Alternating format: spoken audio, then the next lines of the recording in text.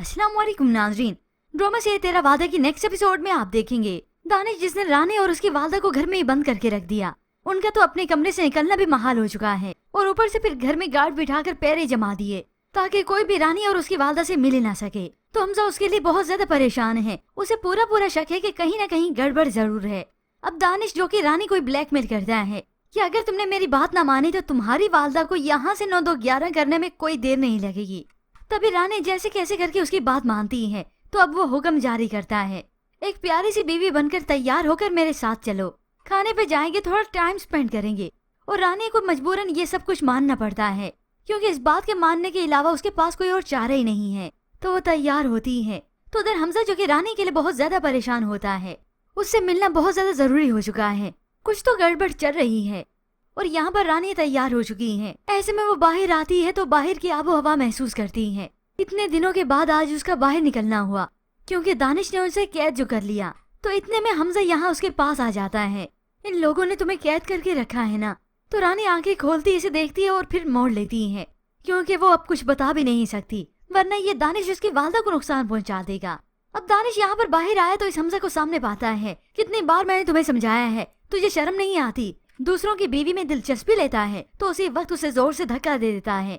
ये महसूस करके रानी को बहुत तकलीफ होती है। तो ऐसे में हमजा की वालदा के गुजर हुआ तो वो अपने बेटे को सामने देखती हैं जो इस दानिश पर चिल्ला रहा था, तेरी हिम्मत कैसे हुई मुझे हाथ लगाने की। तो गार्ड पकड़ लेता है, छोड़ूंगा नहीं तुझे। तो हमजा की वालदा उसी वक्त अपने बेटे पर ही गुस्सा करके उसे ले जाती है। ऐसे में हमजा ने पीछे मुड़कर देखा तो ये दानिश मुस्कुरा रहा था कि किस तरह से मैंने गेम खेली। अब हमजा की ये हरकत देखकर तो उसकी वालदा भड़क चुकी हैं। अपने शोहर को जाकर सारा मामला बता दिया।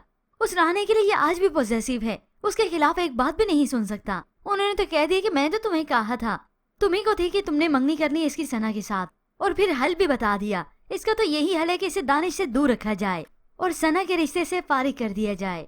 अब ये भला माँ कैसे बर्दाश्त कर सकेंगी कि इतनी मुश्किलों से तो लड़की मिली है जो हमजा के साथ चल सके, क्योंकि हमजा की अब हालत ऐसी हो चुकी है कि कोई रिश्ता भी नहीं देगा। वहाँ रानी इस दानिश दरिंदे के साथ गई तो बहुत ही खुद को कैदी पंछी की तरह महसूस करती है। बाहर की हवा में तो है, आजाद भी है, मगर फिर भी कैदी है। और ये सामने बैठा दानिश बड़े मजे से उसका तमाशा ही देखता है। यूं दोनों माँ बेटी खुद को बहुत ज्यादा बेबस महसूस करते हैं। रानी तो रोते हुए अपनी वालदा के गले लगी है। बाबा कितने जल्दबाज निकले ना, हमें अकेला छोड़कर चले गए और उन्होंने ये भी ना सोचा कि उनके बाद हमारा क्या होगा। मगर बीवी का बस नहीं चला कि मैं खुद को देकर उनकी जान बचा लेती। अब विवश जितना सब कुछ हो चुका है, हालांकि इस हमजा ने कितनी जतन कर ली। होप्स विवश अब ये हमजा जोश से नहीं बल्कि होश से काम ले।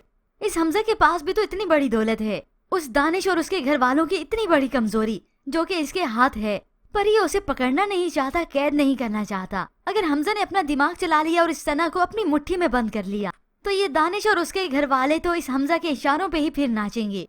तो व्यूअर्स, आपको क्या लगता है कि अब की बार ये हमजा अपने दिमाग से काम लेगा या सना को अपने फायदे के लिए इस्तेमाल करने वाला है? इसके मुतालिक हमें अपनी कीमती राय का इज़हार जरूर कीजिएगा। मज़ीद ड्रामा रिव्यूज के लिए आप देखते रहिए उर्दू रिव्यू।